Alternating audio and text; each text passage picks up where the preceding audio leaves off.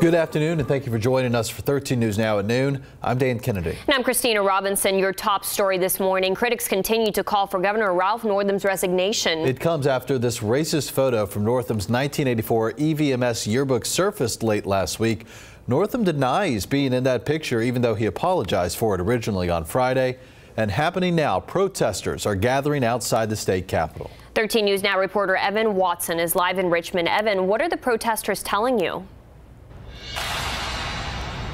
Well, right now, while legislators work through piles of bills on the desk, the protesters are gathering outside of the governor's mansion, of course, asking for him to resign and calling for it with signs and with chants in their words as well. The protesters carrying signs that read, "Evict Northam, no place for blackface," and "Betrayed by Governor Northam."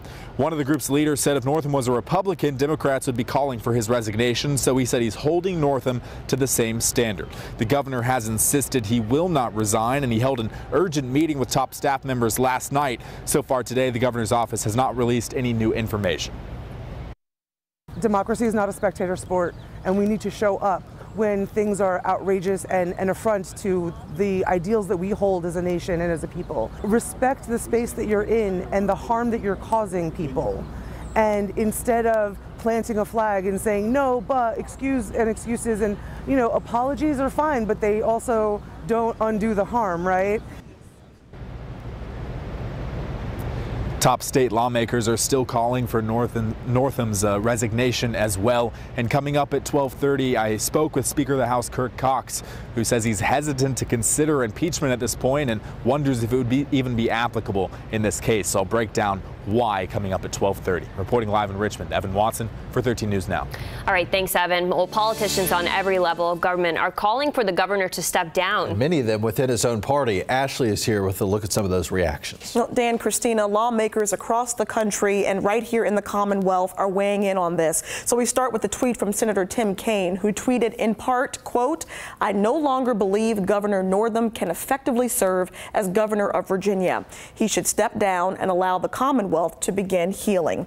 And now we head to Congresswoman Elaine Luria, who tweeted, quote, "I ask Governor Northam to resign. This isn't about politics. This is about what is right and wrong," end quote. And finally, we head over now to former Vice President Joe Biden, who tweeted, quote, "There is no place for racism in America. Governor Northam has lost all moral authority and should resign immediately. Justin Fairfax is the leader Virginia needs now." Now, as you can see, Biden actually tweeted that on Saturday morning. It's not here, but that's when the tweet was sent out. At this point, Justin Fairfax is dealing with his own controversy, and we'll have more on that in just a moment. Dan? Okay, Ashley, thanks. And the Virginia NAACP says resignation is the only option for Northam. Executive Committee member Philip Thompson says even if the governor isn't in the photo, Northam's description of another time he wore blackface is equally offensive. If you wore blackface for Michael Jackson, what makes it not worse than the picture? If the chief executive of the state has this on his record, it's going to be real difficult for us to be able to work with him in any way. Thompson tells us the Virginia NAACP plans to rally this week in Richmond if Northam does not resign.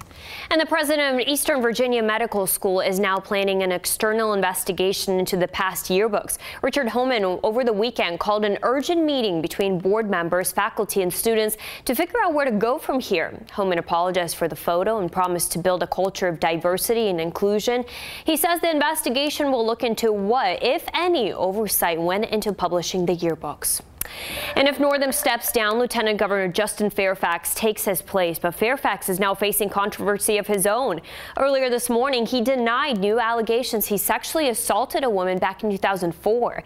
The claims found in an article posted by the Big League Politics, and that's the same right-wing media agency that posted Northam's racist yearbook photo. Fairfax's communication director issued this statement saying, quote, "Only now, at a time of intense media attention surrounding Virginia politics, has this false claim been raised again," adding that the Washington Post, I should say, got the same tip over a year ago. The paper investigated the claim and decided not to publish the accusation. We did reach out to the accuser for comment. We'll let you know if we hear back.